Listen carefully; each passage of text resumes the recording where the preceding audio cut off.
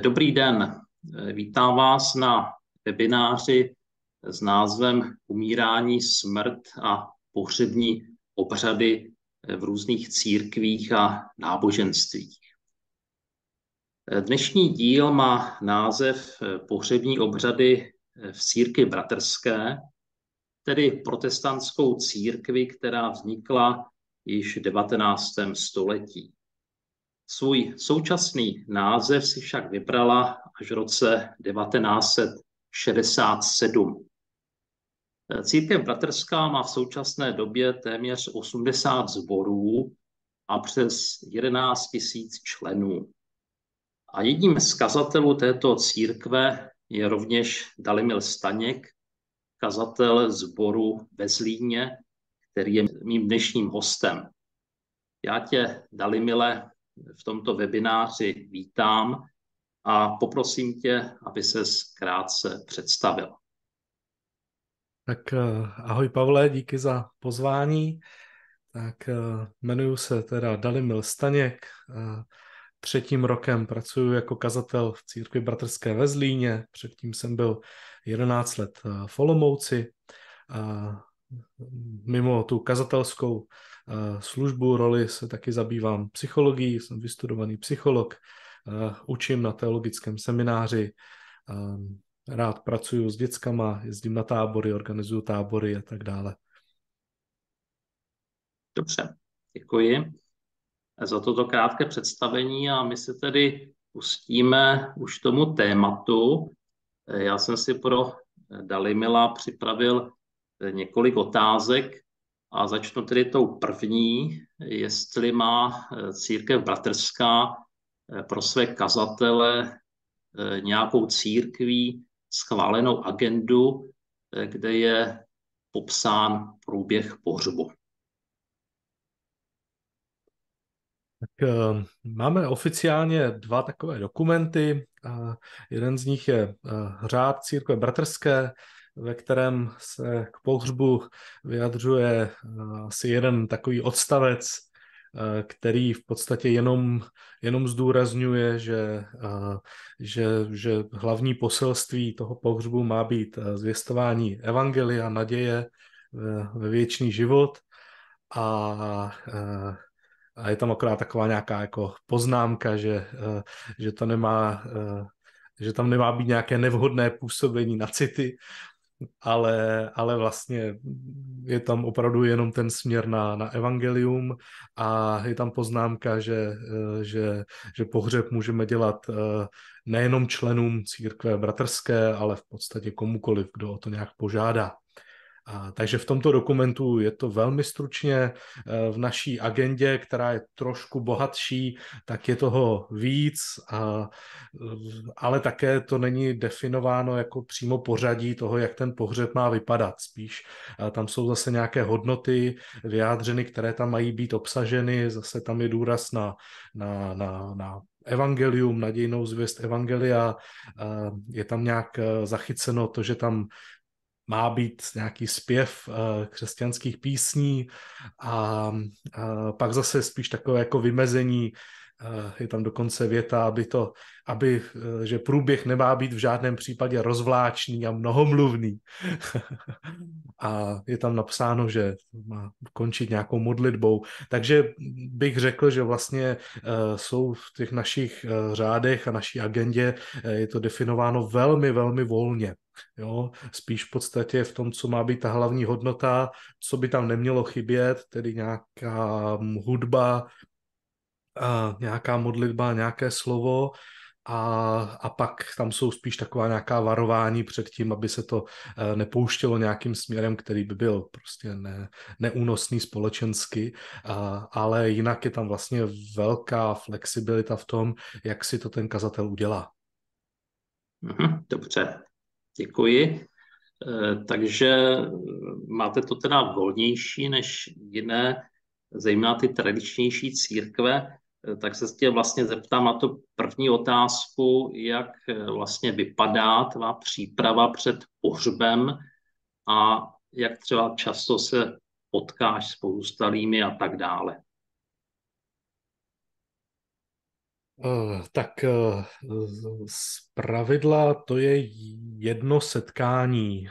Tím, že ten pohřeb bývá jako v řádu dnů nebo nějakého týdne od toho úmrtí, a ne vždycky se to tak nějak jako předpokládá dopředu, kdy to bude, takže samozřejmě tam toho času je málo, takže většinou to prostě je jedno setkání, kdy se domluvíme, jak to bude vypadat. Někdy je to i jenom telefonické, prostě telefonická domluva, zvlášť když se s těmi lidmi znám, tak prostě to někdy se dá vykomunikovat i takto.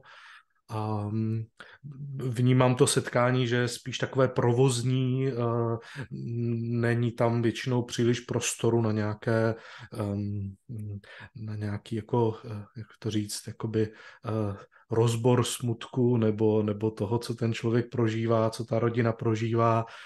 Spíše to opravdu vedeno, tak jak to vedu, tak je prostě to vedeno v tom, pojďme prostě domluvit pohřeb, a možná opravdu na takové jako funkční rovině, protože to je tam prostě potřeba, že jo, tak jednají s pohřební službou, jednají i se mnou, tak je to prostě tak nějak takové jako podobné lince. A když se s nimi potkávám, tak se často ptám, jestli teda ten, kdo zemřel, měl nějaké přání, nějakou představu o tom, jak ten pohřeb by mohl vypadat, jakou představu mají oni, tím, že vlastně je to hodně flexibilní, jak už jsem říkal v těch našich řádech, tak vlastně i já mám takovou flexibilitu v tom vlastně se přizpůsobit tomu, co prostě pozůstalí chtějí. Takže já jsem dělal za svoji službu možná 25 pohřbů, takže asi ne zase tolik, ale byly velmi různé a prostě to odráželo to, co ta rodina jako chtěla. Někdy si přinesli na lístečku prostě věci od toho, kdo zemřel, jak by si to přál, včetně třeba písní, které by si přál zaspívat, takže jsme to pak poskládali dohromady, ale a někdy prostě přijdou a řeknou, že vůbec nevědějí a že to prostě nechávají na mě, a já potom mám nějakou takovou svoji šablonu, kterou vlastně mám připravenou, mám to prostě jako wordovský dokument, do kterého si vepíšu to, co tam je, takže mám takový nějaký svůj jako mustr, který nabídnu ve chvíli, kdy ta rodina tu představu nějak jako nemá. Když půjdu k té další otázce, tak se ještě tady zeptám, jestli ten pohřeb si pak napíšeš od A až po Z, a jestli opravdu to tak jakoby na tom pohřbu přečteš, anebo jestli tam máš nějaké místo pro improvizaci. Myslím i na modlitby, čtení z písma, kázání. No, tak to mám všechno doslova. Jako mám doslova i normální bohoslužby a normální kázání na normální bohoslužbě, natož tedy pohřební kázání. Takže tam bych si vůbec nedovolil nějaký prostor pro improvizaci. Byl bych z toho asi dost úzkostný, kdybych nevěděl přesně, co chci říct. Měl bych strach, že by to pak bylo dlouhé, nebo prostě, že bych řekl něco. Prostě si to chci rozmyslet dopředu, jak ty věci formulovat. Přijde mi, že to je jako citlivý kontext, a tam prostě sám sobě nedůvěřuju v tu chvíli, že bych jako to řekl prostě správně na místě, nějak jako intuitivně. Takže to se snažím jako mít to opravdu připravené pečlivě. Ještě možná jako jeden takový případ bývá někdy, že vlastně když umírá někdo, koho já znám a s kým já se setkávám ještě předtím, než vlastně zemře, protože třeba je součástí naší komunity, tak ta moje taková realita, možná to bude vypadat trošku jako morbidně, ale je to tak, že mám jakoby složku v počítači, mám vyloženě jakoby toho člověka ještě předtím, než zemře, tak tam mám třeba pár poznámek z našich nějakých kontaktů, prostě o čem si spolu povídáme, co je pro něho důležitý, někdy se spolu i vlastně o tom pohřbu bavíme, jo, že je to možná takové trošku jakoby tabu vlastně pro člověka se bavit o tom, jak by chtěl pohřeb nebo o smrti. Jo, někdy se tomu tak vyhýbáme, ale mám zkušenost, že to prostě lidi řešej a že to je dobrý pro mě vlastně potom, když ten pohřeb potom začnu reálně chystat, tak vlastně si to otevřít a připomenout si ty věci a je to pak z mé strany takové jako osobnější ten pohřeb a tak. Takže i takhle vlastně může vypadat příprava na před pohřbem. No. Fajn, to schvaluji a sám to také dělám a je to velký přínos pak i v tom procesu, že psaní toho pohřebního kázání. Určitě. Pojďme tedy na tu praktickou část. Předpokládám, že děláte pohřby v obřadní síni i v modlitebnách, takže se tě nejprve zeptám, jak osobně vedeš pohřeb v obřadní síni, takže nám prosím popiš v krátkosti průběh takového pohřbu.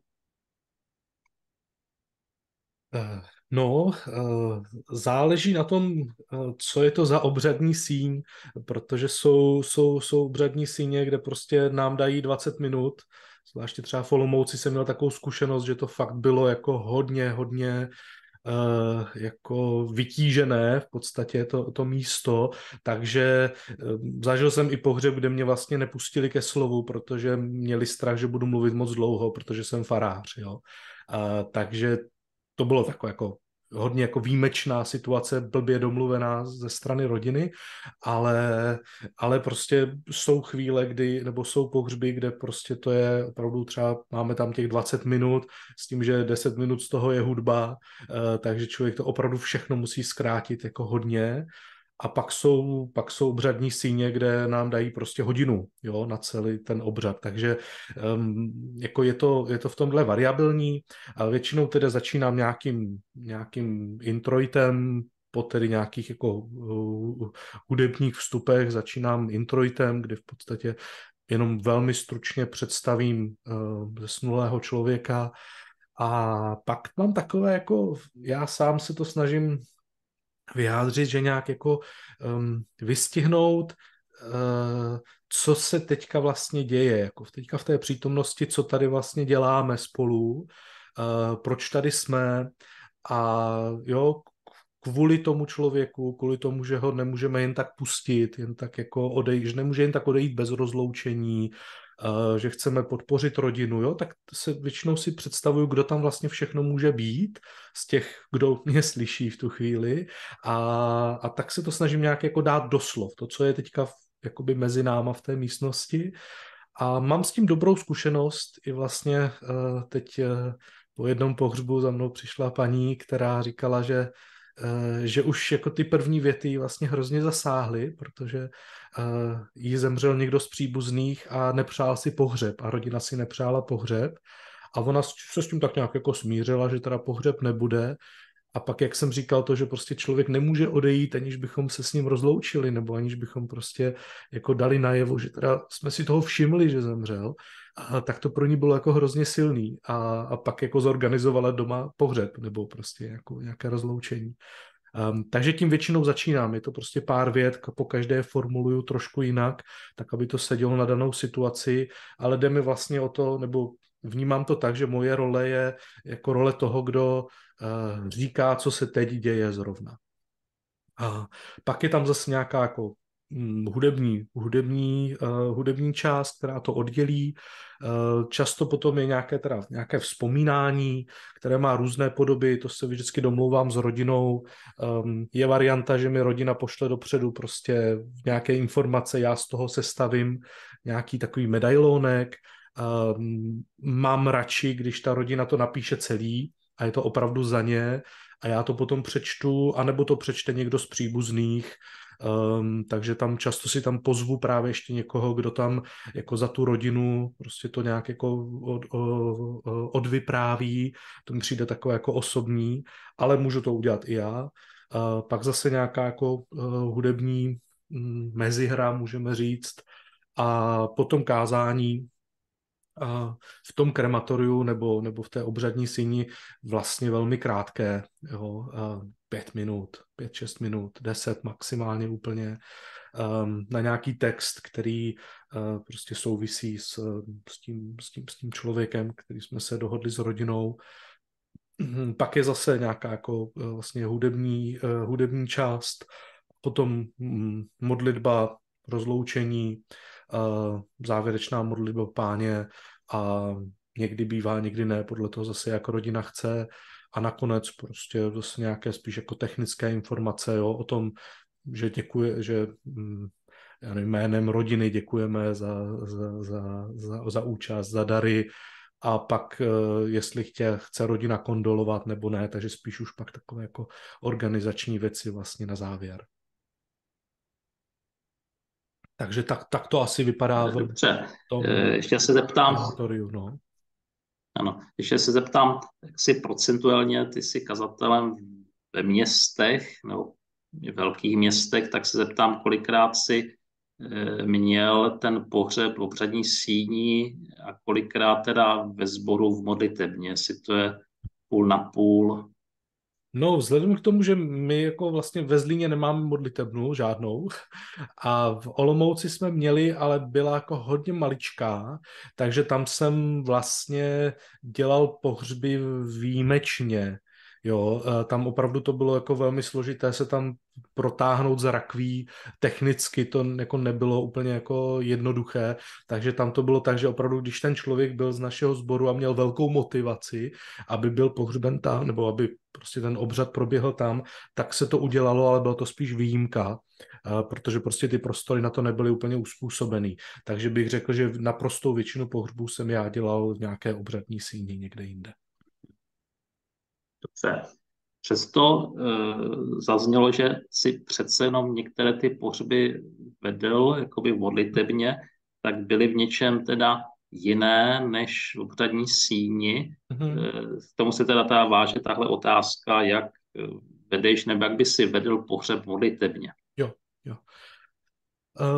Zase to záleží na té domluvě s rodinou, ale typicky to bývá tak, že to vlastně víc vypadá jako bohoslužba.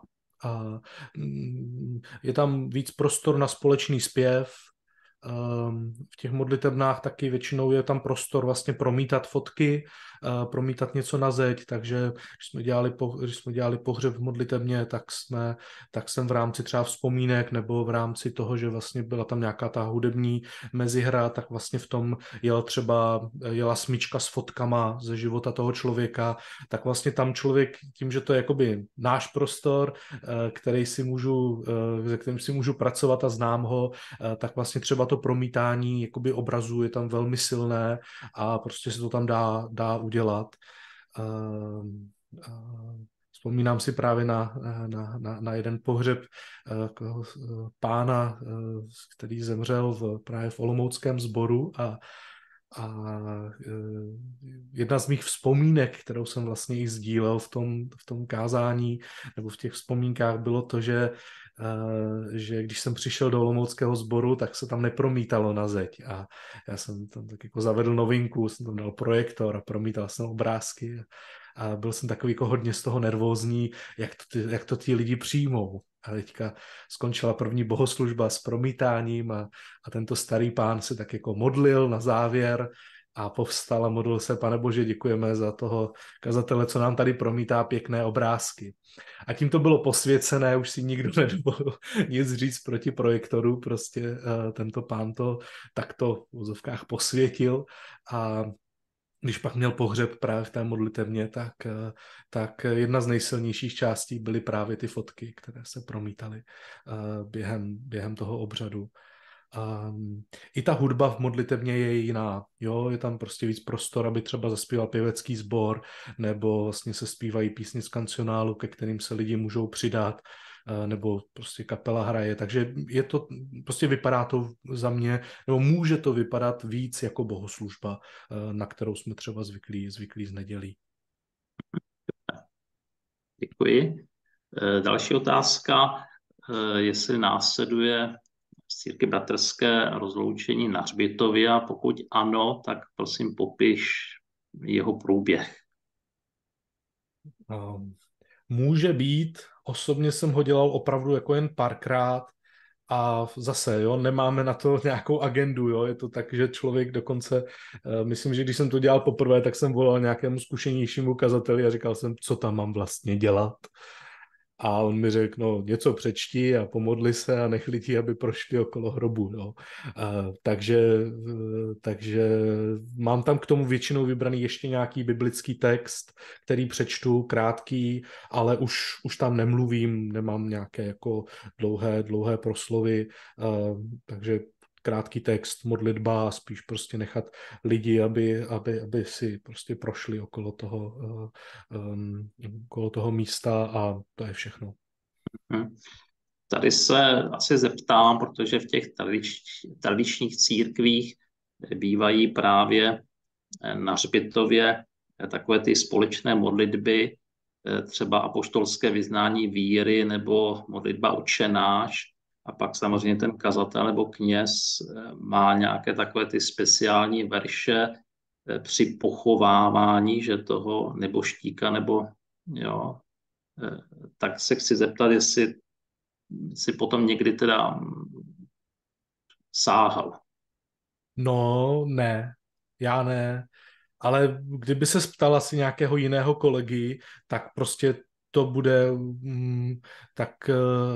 tak možná bude vědět víc, jo, tím, že třeba s tím má víc zkušeností, ale typoval bych, že jako tím, že to v naší denominaci fakt nemáme takhle přímo rozpracované, tak prostě jestli se někde někdo inspiruje, tak se prostě inspiruje jako třeba u vás evangelíků nebo někde jinde a prostě si z toho vezme nějaké ty jakoby věty, ale to jako oficiálně fakt nic nemáme, no. Dobře. Já se ještě vrátím k té hudbě.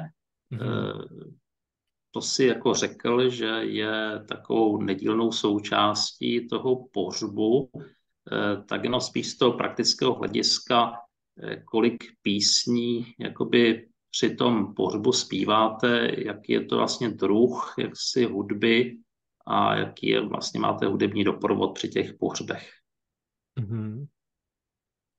No, v podstatě zase záleží na rodině, jo. Když je to v té obřadní síni, tak prostě to nechávám na domluvě jich a obřadní síně, já si jenom nechám dát ty názvy těch písní, skladeb a většinou bývají 4-5 nějakých skladeb a když to je v té modlitebně, nebo když to máme vlastně nějak víc jako v rámci té jakoby bohoslužebný, nebo je tam víc těch bohoslužebných prvků, tak to jsou zase písně, zase záleží, jo, třeba když je to ten člověk, který v církvi vyrůstal nebo v ní dlouho byl, tak tam má své oblíbené písně, tak ty můžeme zaspívat s varhanama nebo s klavírem, případně může zaspívat pěvecký sbor, nějaké písně doprovázet, nebo i kapela, jo, kytara, housle, klavír, opravdu záleží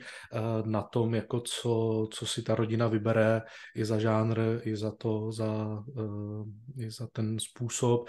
Většinou to ale i tak bývá nějaká kombinace, že třeba, já nevím, předtím, než ten obřad začne, tak tam hraje nějaká reprodukovaná hudba, pak k odchodu taky, takže třeba tam jsou 2-3 písně maximálně, které vlastně jsou třeba ke společnému zpěvu. Vy máte ve zpěvníku zvlášť kategorii třeba pohřební písně? Myslím si, že ano. Po poslednímu rozloučení něco takového tam v křesťanském kancionálu bude, ale zažil jsem třeba maximálně 1-2 pohřby, kdy se ty písně z toho vyloženě použily. Často to je tak, že si ten člověk má ty svoje oblíbené, takže když to není přímo jakoby pohřební píseň nebo píseň k tomu rozloučení, tak vlastně je to spíš jakoby jeho. Ale hrávali jsme na pohřbech i jako vlastně moderní chvály, jo, jako prostě jako moderní písně, které vznikly v posledních letech a taky prostě k tomu jsou jako vhodné. Chci se zeptat, protože v té naší tradici je to spíš tak, že dneska už lidi, kteří nechodí do kostela, tak si řeknou, že zaspívejte nám něco, a pak většinou je pěvecký sbor, jako většinou malý, který něco zaspívá, jestli něco podobného je i u vás, že vlastně jenom zpívá ten pěvecký sbor nebo třeba mládež nebo nějaká kapela.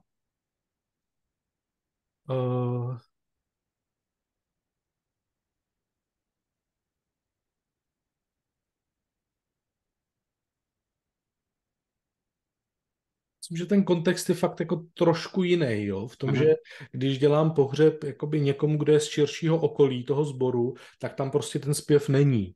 A když už tam je ten společný, tak je to někdo, kdo tak vlastně se předpokládá, že i většina lidí, kteří tam na tom pohřbu jsou, tak umí zpívat nebo znají ten náš církevní zpěv a pak vlastně zpívají prostě přirozeně nebo prostě rovnou tam promítneme ty texty.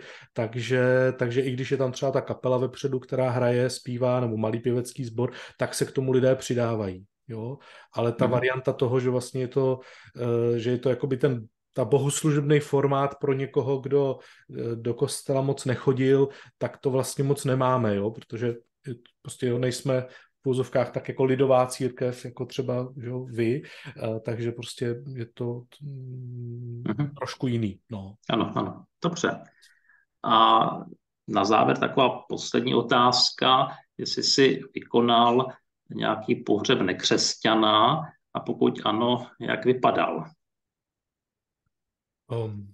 Určitě ano a vypadal vlastně velmi podobně.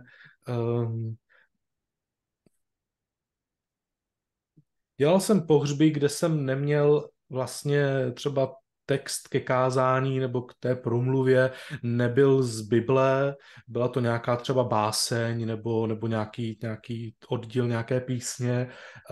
Vždycky jsem tam nějak ten duchovní přesah měl.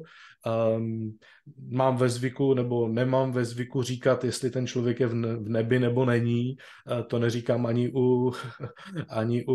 když vím, že je to křesťan, prostě dávám naději nějakou, neříkám žádný rozsudek, takže to nedělám ani při pohřbu lidí, kteří se za křesťany nepovažovali. Je to takové trošku civilnější, to jako určitě, ale vždycky tam je nějaká jako modlitba nebo nějaký přesah, prostě když už si mě pozvou jako kazatele, tak prostě to tam jako je v tom vidět, není to úplně civilní. Takže pro tuto chvíli by to asi bylo vše. Moc ti, Dalimile, děkuji a přeju ti také do tvé práce hodně božího požehnání a vám všem děkuji za pozornost a zvu vás ke sledování 6. dílu, kde budeme probírat téma pohřební obřady církve řeckokatolické a pravoslavné. I na tento webinář můžete reagovat, můžete se ptát a případné otázky můžete poslat na můj e-mail. Budu se snažit na všechny otázky odpovědět. Pro tuto chvíli děkuji za pozornost a naslyšenou.